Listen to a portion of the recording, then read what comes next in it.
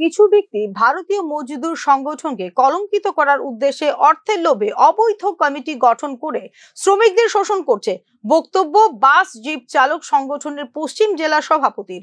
সোমবার পশ্চিম ত্রিপুরা জেলার বাস জিপ চালক সংঘের পক্ষ থেকে রাজ্য পুলিশের প্রধান কার্যালয়ে দেওয়া হয় ডেপুটেশন। এই অভিযোগের প্রতিবাদে শ্রমিক সংগঠনের ভেতরে দ্বন্দ্ব প্রকট হয়ে ওঠে। ডেপুটেশন দেওয়ার পর কি পদক্ষেপ নেয় প্রশাসন, এখন সেটাই দেখার। আমরা আজকে এখানে উপস্থিত হওয়ার এই শারদীয়ার প্রাকলগ্নে শারদীয়ার উৎসবের প্রাকলগ্নে আমরা মাননীয় পশ্চিম জেলা সুপার, পুলিশ সুপার, এসপি সাহেবের কাছে দ্বারস্থ হয়েছি। কারণ গত কয়েক মাস যাবৎ আমরা লক্ষ্য করছি ওয়েস্ট ত্রিপুরা বাস জিপ চালক সংঘ ভারতীয় মজদুর সংঘ অনুমোদিত আমাদের একটা ইউনিয়ন, ভারতীয় মজদুর সংঘের এই ইউনিয়নের নাম ব্যবহার করে কিছু সংখ্যক অপ্রীতিকর লোক, যারা ভারতীয় মজদুর সংঘের সাথে কোনো প্রকার সম্পর্ক নেই, তারা এই নাম এবং লোগো ব্যবহার করে বিভিন্নভাবে চাঁদাবাজি করছে।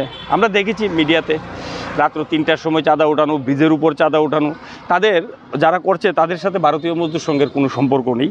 কারণ এই সংগঠনের নামে, যেই সংগঠনের নামে ওরা চাঁদাবাজি করছে এবং নাগারজোলা এবং চন্দ্রপুর বিভিন্ন আইএসবিটিতে যেই ছাড়পত্র অনুদানের নামে টাকা পয়সা উঠাচ্ছে, এটার মূল এই রাজ্যের এই জেলা সংগঠনের প্রেসিডেন্ট আমি নিজে, বাবুল ঘোষ, এবং মাখন পাটোয়ারি আমার সম্পাদক, এবং আমার বিভিন্ন কমিটি মেম্বাররা। তারা যেইভাবে এটা তুলছে এটা সম্পূর্ণ অবৈধ। এই নিয়ে আমরা এসপি সাহেবের কাছে এসেছি। গত 5